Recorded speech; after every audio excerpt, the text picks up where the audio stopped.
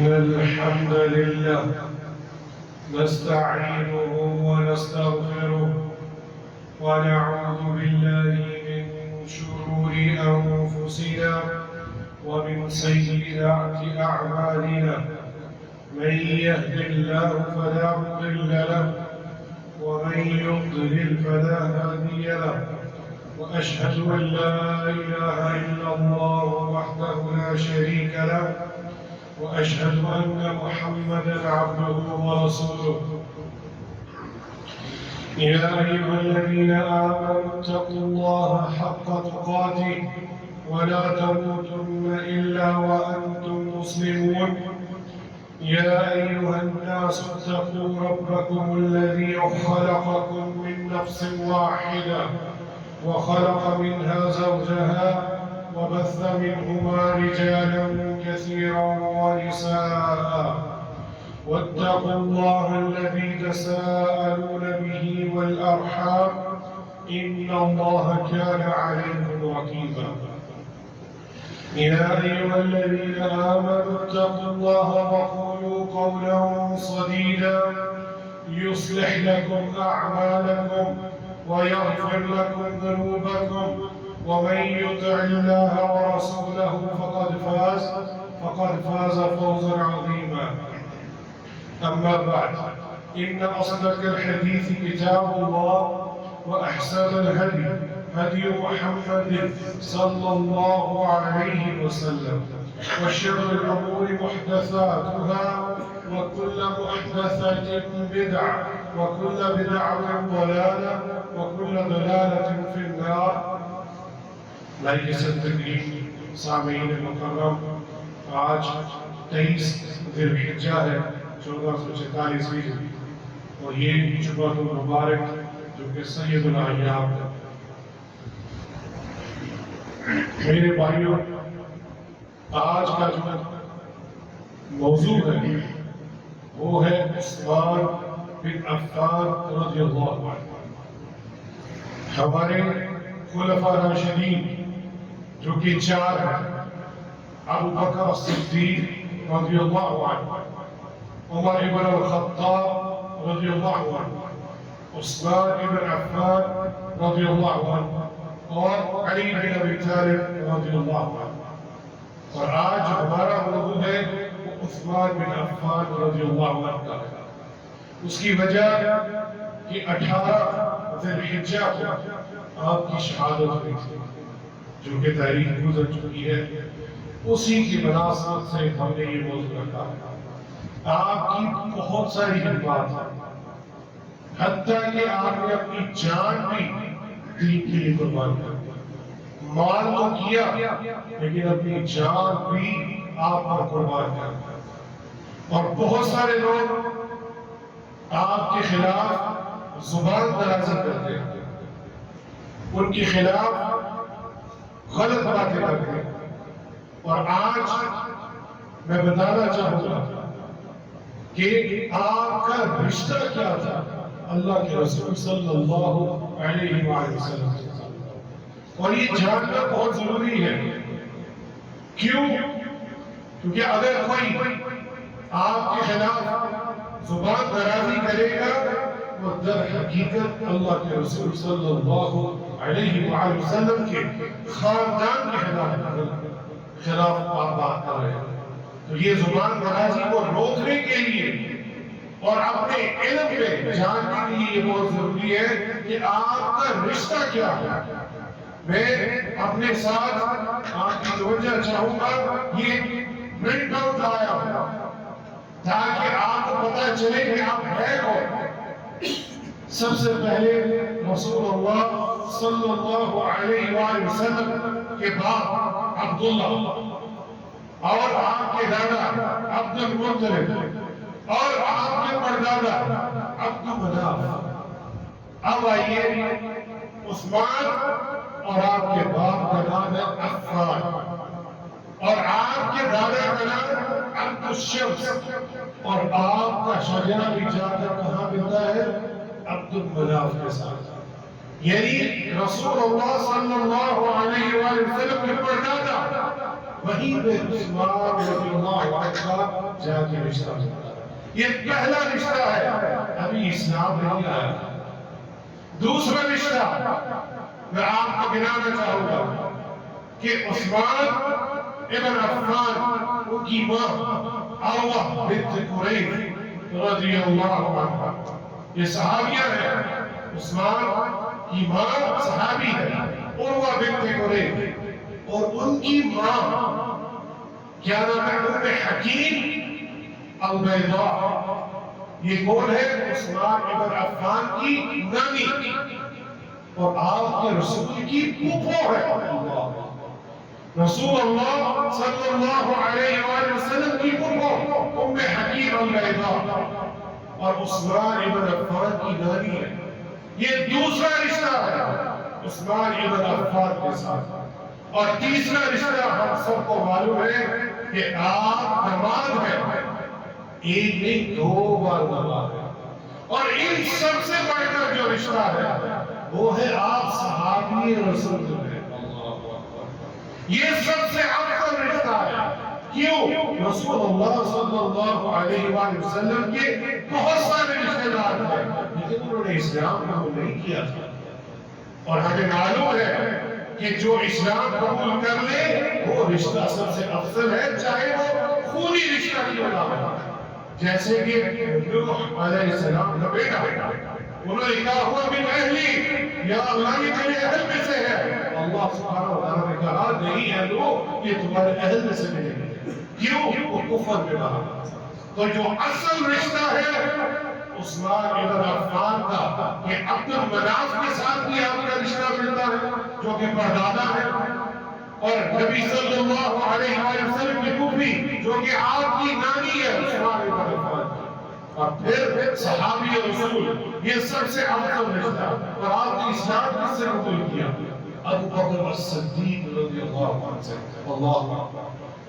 ان کے اوپر بھی انشاءاللہ ایک دن خطبہ رکھیں گے تمام خلفاء راشدین کے اوپر. تو آپ نے اسلام قبول کیا کس سے؟ ابو بکر الصدیق سے. اور پھر صحابی رسول ہونے کا اعزاز حاصل کیا، اور یہ سب سے بڑا اعزاز ہے. اور پھر آپ داماد بنے. دو بیٹیوں کے فتنو رہے. آپ نے کس سے شادی کی؟ رقیہ اور ام کلثوم سے. اللہ اکبر. ایک نہیں دو بار. جبکہ علی بن ابی طالب رضی اللہ عنہ آپ نے ان کو ایک بیٹی دی تھی فاطمہ رضی اللہ عنہ. ان کا اپنا مقام ہے، کسی کی توہین یہاں مطلوب نہیں ہے. ہر ایک کا اپنا مقام ہے، وہ بتانا مطلوب ہے. اور اب یہ جاننے کے بعد اگر کوئی عثمان ابن عفان کے بارے میں بولے تو وہ کس کو گالی دے رہا ہے؟ رسول اللہ صلی اللہ علیہ وسلم کے خاندان کتنے رشتے ہیں ان کے ساتھ، لیکن پھر بھی یہ ظالم لوگ ان کے خلاف زبان درازی کرتے ہیں. ایک صحابی آپ اس کے جو اجر ہے اس کے برابر نہیں پہنچ سکتے، چاہے آپ بہت پہاڑ جتنا سونا دو بار کتنا اللہ کیا. کیوں؟ دین اسلام انہوں نے ہم تک پہنچائے. یہ پیپر آپ دیکھ نہیں سکتے ہیں میرے بات. تو یہ بتلانا مطلوب کیوں تھا کہ آپ کا رشتہ ایک جگہ نہیں کئی جگہوں سے آپ کا رشتہ ملتا. اب آگے بڑھیے. رسول اللہ صلی اللہ علیہ وآلہ وسلم کی زبان مبارک سے کیا کیا ارشادات آپ کے بارے میں نکلے وہ بھی سنتے چلے. آپ سیدنا عبداللہ ابن عمر رضی اللہ عنہما سے یہ حدیث مروی ہے كنا في زمن النبي صلی اللہ علیہ وآلہ وسلم کہ ہم اللہ کے رسول صلی اللہ علیہ وآلہ وسلم کے زمانے میں لا نعدیم بأبی بکر احدا کہ آپ صلی اللہ علیہ وآلہ وسلم کے بعد اگر کسی کو بولتے تو وہ ابو بکر الصدیق ہوتے، اس کے برابر آپ کسی کو بھی نہ کہتے. پھر ثم عمر، پھر اس کے بعد جب آپ کی وفات ہوئی ابو بکر الصدیق کی، اس کے بعد ہم عمر بن الخطاب کو نمبر دیا کرتے تھے، اس کے برابر کسی کو نہ کہتے. ثم عثمان، اور پھر تیسرے نمبر پر ہم عثمان ابن عفان رضی اللہ عنہ، اس کے برابر کسی کو نہ کہتے. ثم نترك أصحاب النبي صلى الله عليه وسلم لا نفاضل بينهم أو كما قال صلى الله عليه وسلم. پھر سیدنا عثمان رضی اللہ عنہ کے بعد ہم کسی نبی کے صلی اللہ علیہ وسلم کے صحابہ کو ہم ان کو کوئی بحث نہیں کرتے تھے، کسی کو اس کے برابر ٹھہرانے کے لیے ہم ایک دوسرے پر فضیلت نہیں دیتے. یہ تقسیم کس نے کی؟ رسول اللہ صلی اللہ علیہ وسلم. ابو بکر، پھر اس کے بعد عمر، پھر اس کے بعد عثمان رضی اللہ عنہ. یہ حدیث صحیح بخاری میں ہے. ایک اور حدیث ہمیں ملتی ہے جس میں علی بن ابی طالب کا بھی نام ہے. تو یہ ترتیب اللہ کے رسول نے دی ہے کہ میں نے اور آپ نے دی ہے. تو اگر کوئی اس ترتیب پر بھی کوئی بات کرے تو کس پر بات کر رہا ہے؟ اللہ کے رسول صلی اللہ علیہ وسلم کی طرح. تو اسے اپنی زبانوں کو روک لینا چاہیے کہ یہ ترتیب بنانے میں بھی اللہ کے رسول صلی اللہ علیہ وسلم کی بات ہے. اور ہمیں معلوم ہے وَمَا يَنْطِقُ عَنِ الْهَوَىٰ، آپ کچھ بھی اپنی خواہش سے نہیں کہتے. اِنْ هُوَ وَحْيٌ يُوحَىٰ، جو کچھ بھی آپ فرماتے تھے وہ وحی الہی ہوتا ہے. یعنی یہ اللہ سبحانہ وتعالیٰ کی وحی ہے جو بھی آپ فرماتے ہیں. تو جو بھی آپ کے خلاف بولے گا وہ وحی کے خلاف وہ بول رہا ہے. اسے اپنے ایمان کا جائزہ لینا چاہیے. آگے بڑھیے. پہاڑ کا تھم جانا، اللہ یہ بھی بتاتا چلو یہ ایک بار نہیں، یہ دو بار دو مختلف پہاڑوں پر یہ واقعہ پیش آ چکا ہے. ایک بہت پہاڑ کے اوپر اور ایک پہاڑ ڈھلا اس کے اوپر. یہ دونوں حدیثیں امام بخاری اپنی صحیح بخاری کے اندر لے کر آئے ہیں. کیا حدیث ہے کہ پہاڑ کے اوپر چڑھے اور پہاڑ پر لرزانا شروع ہو گیا. اور پھر اللہ کے رسول صلی اللہ علیہ وسلم نے فرمایا، یہ حدیث بخاری اور مسلم سے ہے کہ رک جا، تھم جا، اسکن حرام فما علینا الا نبی او صدیق او شہید او کما قال صلی اللہ علیہ وسلم. یہاں اسکن حرام، یہ حرام پہاڑ کا یہاں ذکر ہے اس حدیث کے اندر. اور کیا فرمایا؟ اے پہاڑ حرام تھم جا، تمہارے اوپر ایک نبی ہے، ایک صدیق ہے اور دو شہید ہیں. اللہ اکبر. اور یہ امام ابن حجر الاسقلانی رحمہ اللہ جنہوں نے اس کی شرح بیان کی ہے صحیح بخاری کی، وہ کہتے ہیں ان حدیثوں میں تعارض نہیں. یہ واقعہ حرا پہاڑ کے اوپر بھی پیش آیا اور اس کے بعد احد پہاڑ کے اوپر بھی پیش آیا. یہ دو بار ہو چکا.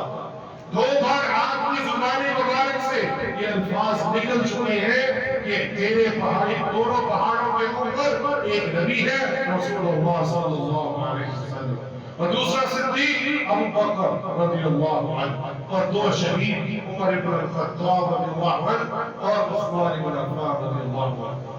یہ کس نے فرمایا؟ اللہ کے رسول صلی اللہ علیہ وسلم.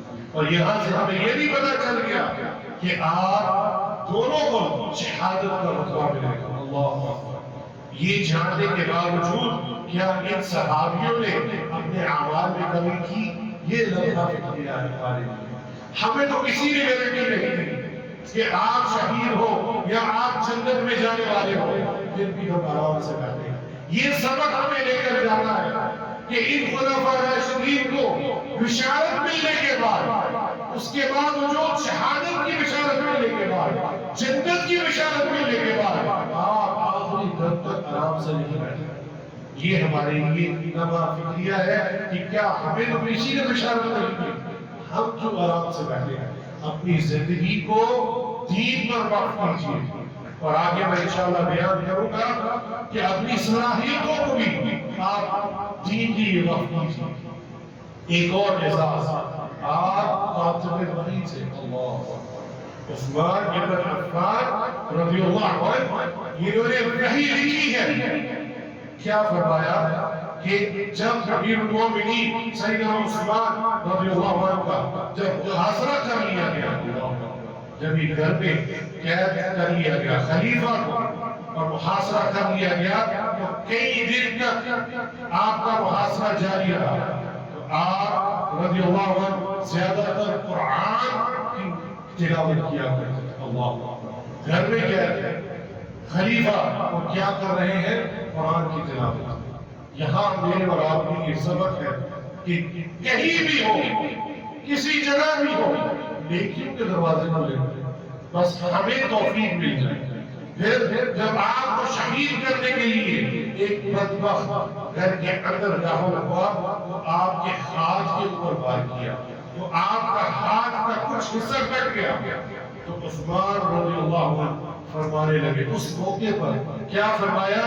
اما واللہ انہا لأول کف خطت المفضلہ۔ اللہ اکبر، کہ سن لو اللہ کی قسم یہی وہ ہاتھ ہے جس سے میں نے سب سے پہلے مفصل سورتوں کو لکھا تھا۔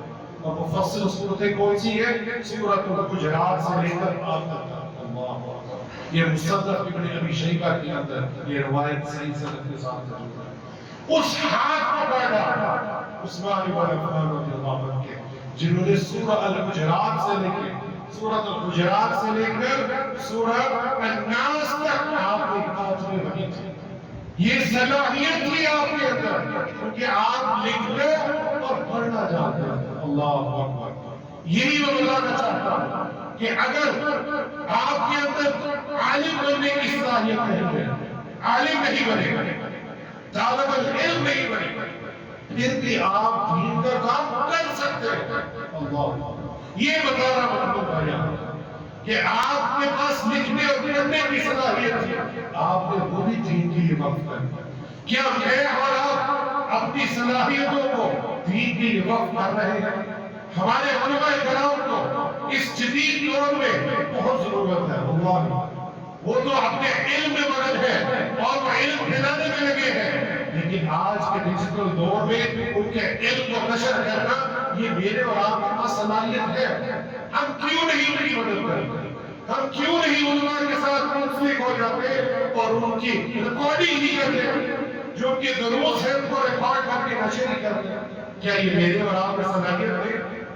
ہم نے بغیر سیکھے پڑھے ہم نے موبائل استعمال کرنا شروع کر دیے، تو کیا ہم اس کو صحیح جگہ نہیں لگا سکتے جس طرح عثمان بن عفان رضی اللہ عنہ نے کیا؟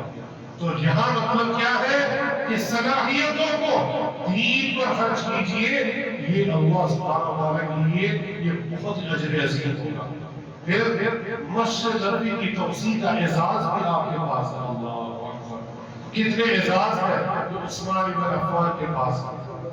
جب مدینہ منورہ آئے تو رسول اللہ صلی اللہ علیہ وآلہ وسلم اور آپ کے صحابہ کرام رضوان اللہ علیہ اجمعین کے لیے مسجد کا ہونا بے حد ضروری تھا، اور ابتدائی طور پر تھوڑی سی مسجد کی جگہ تھی اور اسے خرید کر وہاں نمازیں پڑھنا شروع ہو گئی، اور وہاں ہر کام ہوتا تھا، نمازیں پڑھی جاتی تھی، وہاں ارشادات بیان کیے جاتے تھے، واعظ ہوتی تھی، جہاد کے مسائل، ہر چیز وہاں بیان ہوتی، لیکن وہ جگہ کم پڑ گئی۔ اور پھر اللہ کے رسول صلی اللہ علیہ وآلہ وسلم نے اعلان کیا کہ ہے کوئی میرے صحابہ میں سے جو اس مسجد کی توسیع کے لیے کوئی زمین خرید کر دے؟ تو سب سے پہلے اس نے جواب دیا، میں تمہیں اللہ کی قسم دے کر پوچھتا ہوں جس کے سوا کوئی معبود برحق نہیں، کیا تم نہیں جانتے رسول اللہ صلی اللہ علیہ وآلہ وسلم نے فرمایا کہ جو شخص فلاں خاندان کا جو کھیت ہے، زمین ہے، اس کو خریدے گا اللہ تعالیٰ اسے بخش دے گا۔ یہ کون فرما رہے ہیں؟ عثمان بن عفان رضی اللہ عنہ، اور یہ کسے فرما رہے ہیں؟ جو انہیں شہید کر دیا۔ اللہ اکبر، انہیں بتا رہے ہیں جنہوں نے محاصرہ کیا ہوا ہے کہ تم مجھے مارنے آئے ہو، میں کاتب وحی بھی ہوں، اور میں وہی شخص ہوں جس نے اس زمین خرید کر اللہ کی راہ میں دی تھی، اور آج تم وہاں نماز پڑھ رہے ہیں۔ اور کیا فرمایا پھر آگے کہ آپ کی رسول اللہ صلی اللہ علیہ وسلم نے اس شخص کے لیے بخشش کی دعا کی تھی جس نے اس جگہ کو 20 یا 25 ہزار درہم کی عوض خرید کر آپ کی خدمت میں حاضر کر دی۔ اللہ، اس دور میں 20 اور 25 ہزار درہم یہ چھوٹی رقم نہیں ہے، آج کے کروڑوں۔ سوچنے کی بات ہے کہ آج بھی وہ جگہ اس مسجد نبوی کے اندر موجود ہے، اور ہم وہاں جا کر نمازیں پڑھتے ہیں، اور 1000 نماز کا ثواب ہمارا ہے، اور اس کا ثواب خود بخود عثمان بن عفان رضی اللہ عنہ کو جاتا ہے۔ اللہ یہ اعزاز کس کے پاس ہے؟ اور یہاں سمجھنے کی چاہیے اگر اللہ نے آپ کو مال دیا ہے تو صحیح جگہ خرچ کرے تو یہ قیامت تک آپ کی اجر عظیم بن سکتا ہے۔ یہ مسجد بنانا یہ چھوٹا کام نہیں ہے، اور یہ اللہ کی راہ میں خرچ کرنا یہ چھوٹا کام نہیں ہے۔ اخلاص چاہیے اور خالصاً اللہ کے لیے ہو اور طریقہ رسول اللہ صلی اللہ علیہ وسلم کا ہو تو یہ عمل اس شخص کے لیے صدقہ جاریہ بن سکتا ہے قیامت تک۔ اور یہ عثمان بن عفان رضی اللہ عنہ کے پاس موجود تھا۔ اسی طرح نبی صلی اللہ علیہ وآلہ وسلم نے اپنا ہاتھ عثمان رضی اللہ عنہ کے ہاتھ کے اوپر رکھ دیا۔ یہ شرف بھی آپ کو حاصل ہے کہ جب سیدنا عثمان رضی اللہ عنہ کی فضیلت کے حوالے سے بیعت رضوان کا موقع پر رسول اللہ صلی اللہ علیہ وآلہ وسلم نے اپنا ہاتھ نیچے رکھا اور تمام صحابہ اکرام جو وہاں موجود تھے رضی اللہ عنہم آپ صلی اللہ علیہ وآلہ وسلم کے اوپر ہاتھ رکھتے جا رہے تھے، یہاں تک کہ آپ صلی اللہ علیہ وآلہ وسلم ان کے ہاتھ کے اوپر اپنا دوہرا ہاتھ رکھتے ہیں۔ سب سے نیچے بھی آپ کا ہاتھ ہے، پھر صحابہ کا ہاتھ ہے، اور سب سے اوپر کس کا ہاتھ ہے؟ پھر رسول اللہ صلی اللہ علیہ وسلم کا۔ اور کیا فرمایا؟ هذه يد عثمان، اللہ یہ میری طرف سے عثمان کا ہاتھ ہے جو میں رکھ رہا ہوں۔ اور یہ صحیح بخاری کے اندر کی روایت ہے۔ یہ اعزاز کس کو ملا؟ عثمان بن عفان کے اوپر۔ اور پھر بھی کوئی شخص ان کے خلاف زبان درازی کرے آپ ذرہ برابر بھی ان کا حق ادا نہیں کر سکتے۔ پھر اسی طرح عثمان رضی اللہ عنہ کے بارے میں فرمایا کہ آج کے بعد عثمان کا کوئی بھی عمل سے نقصان نہیں پہنچا سکتا۔ کچھ بھی کر لے عثمان رضی اللہ عنہ ان کو کچھ بھی نقصان نہیں پہنچا سکتے۔ یہ جب جیش عسرہ کی تیاری ہونے ہوتے تو سیدنا عثمان غنی رضی اللہ عنہ 1000 دینار لے کر 1000 دینار آپ لے کر آئے اور آپ صلی اللہ علیہ وآلہ وسلم کی خدمت میں پیش کر دیا، اور اللہ کے رسول صلی اللہ علیہ وآلہ وسلم یہ دینار خوشی کی وجہ سے اپنے ہاتھ پر اچھال رہے تھے۔ اتنی خوشی تھی اللہ کے رسول صلی اللہ علیہ وآلہ وسلم کو کہ آپ یہ میسج جان رہے تھے اور کہہ رہے تھے کہ آج کے بعد عثمان بن عفان کا کوئی بھی عمل ان کو نقصان نہیں پہنچائے گا۔ اور یہ آپ بار بار نہیں جا رہے تکرار یہ بشارت بھی کس کو ملی؟ عثمان بن عفان۔ اور یہ سنن ترمذی کے اندر یہ حدیث موجود ہے حسن درجے کی۔ اللہ سبحانہ وتعالی ہمیں اپنے صحابہ کی صحیح معنوں میں ان کی عزت کرنے کی توفیق عطا فرمائے، اور یہ ہمارے ہیرو ہیں، ان کے پیچھے چلنے کی توفیق عطا فرمائے۔ اقول ما تسمعون واستغفر الله لي ولكم من كل ذنب فاستغفروه انه هو الغفور الرحيم۔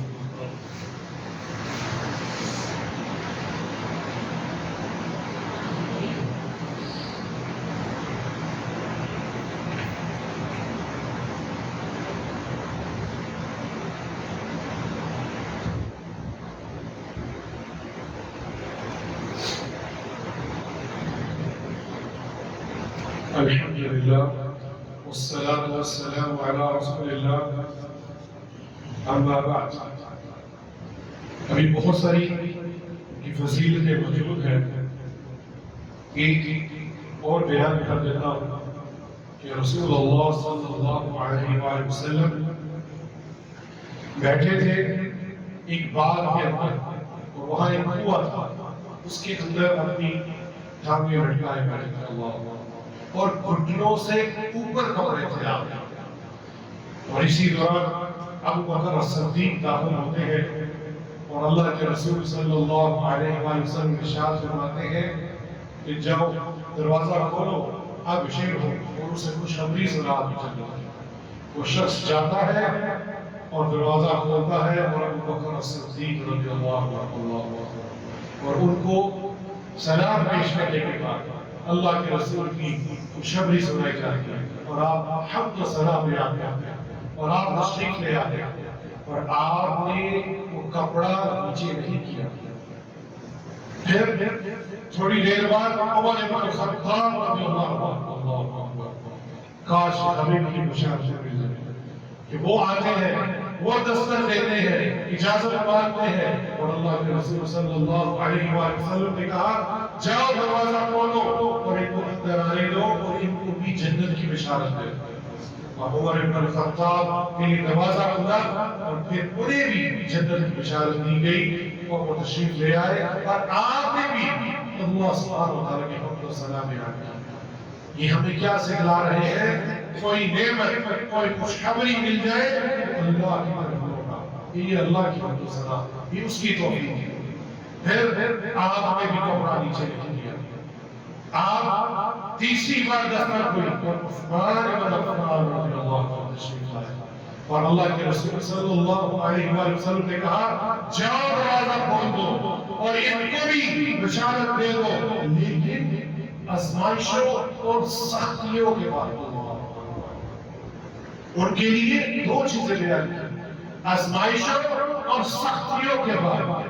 یہ میرے اور آپ کے لیے سبق ہے، آزمائشیں اور سختیاں آنا اور اس پر صبر کرنا اور اللہ پر توکل کرنا، یہ کوئی بری بات نہیں ہے، یہ گناہوں کی معافی ہے اور اس سے بھی جنت کی بشارت مل سکتی ہے۔ یہ اسلوب جیسے ہی سختیاں پریشانیاں آتی ہے لوگ پریشان ہو جاتے ہیں۔ میں آپ کو ایک فارمولہ بتاتا چاہتا ہوں، اگر کسی شخص پر سختیاں یا پریشانیاں آئی ہیں اور وہ اللہ سے دور ہو رہا ہے تو سمجھ جاؤ یہ عذاب ہے۔ اور اگر کوئی شخص اس کے اوپر سختیاں اور پریشانیاں آئی ہیں اور وہ اور اللہ کی قریب ہو رہا ہے تو یہ اس کی آزمائش ہے، اللہ اس کو بخش رہا ہے۔ تو لہذا صبر کیا کرے ہر پریشانیوں میں۔ ہمیں سکون کب ملے گا؟ شیخ محمد بن صالح العثیمین اور شیخ صالح الفوزان وہ کہا کرتے تھے جب آپ جنت میں داخل، اس سے پہلے سکون نہیں ملے، جب آپ جنت میں داخل ہو جاؤ گے تب سکون ملے گا۔ اسی طرح عثمان بن عفان کو کیا کہا رضی اللہ عنہ، آزمائشوں اور سختیوں کے بعد ان کو بشارت دے دو جنت کی۔ اور جب آپ آئے اور آپ نے فوراً اپنا کپڑا گھٹنوں سے نیچے کر دیا، اللہ، اور پھر پوچھا گیا کہ آپ نے ابو بکر اور عمر کے وقت نہیں کیا تو آپ عثمان کے وقت کیوں کیا؟ تو اللہ کے رسول صلی اللہ علیہ وآلہ وسلم نے ایک اور فضیلت بیان کیا کہ جس سے فرشتے بھی حیا کرتے ہیں، عثمان بن عفان سے تو میں کیوں نہ کروں؟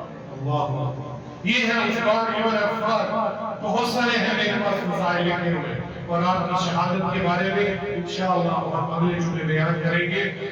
ان اللہ وملائکتہ یصلون علی النبی یا ایھا الذین آمنوا صلوا علیہ وسلموا تسلیما اللهم صل علی محمد وعلى آل محمد كما صليت على إبراهيم وعلى آل إبراهيم إنك حميد مجيد اللهم بارك على محمد وعلى آل محمد كما باركت على إبراهيم وعلى آل إبراهيم إنك حميد مجيد اللهم إنك عفو تحب العفو فاعف عنا یا اللہ ہم کو نگاہ ہمارے گناہوں کو معاف فرما، یا اللہ ہمیں صبر کرنے کی توفیق عطا فرما، یا اللہ ہمیں صحابہ کرام کی عزت و تکریم کرنے کی توفیق عطا فرما، یا اللہ ہمیں ان کے نقش قدم پر چلنے کی توفیق عطا فرما، یا اللہ جو بیمار ہے ان کو شفا کاملہ اولاد عطا فرما، یا اللہ جن کے والدین حیات ہیں ان کو ایمان والی صحت اور زندگی عطا فرما، جن کے والدین بیمار ہیں ان کو شفا کاملہ اولاد عطا فرما، جن کے والدین وفات پا چکے ہیں یا اللہ ان کی قبر کو جنت کا باغ بنا دے،